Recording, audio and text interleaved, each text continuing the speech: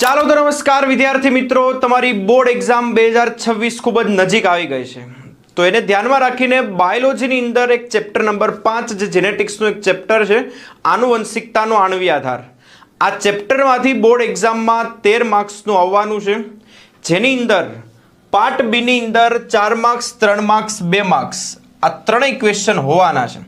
તો ખાસ તમે 4 માર્ક્સના ક્વેશ્ચન માટે ડીએનએ પેકેજિંગ, હર્શી ચેઇઝનો પ્રયોગ, ડીએનએ અર્ધરૂઢિગત સ્વયંજનન માટેની સાબિતી, પ્રત્યાંકન, આદિકોષ કેન્દ્રી, સુકોષ કેન્દ્રી, લેક ઓપેરોન, 3 માર્ક્સ માટે એસજીપીના બધા ટોપિક, ડીએનએ ફિંગરપ્રિન્ટિંગ, જનીન સંકેતના ગુણધર્મ છે.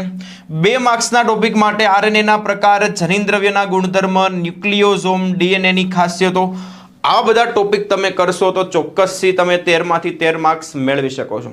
વિદ્યાર્થી મિત્રો, તમે આવા જ બાયોલોજી રિલેટેડ ટોપિક જાણવા માટે આ વિડીયોને લાઈક કરી દેજો, ચેનલને સબસ્ક્રાઇબ કરી દેજો.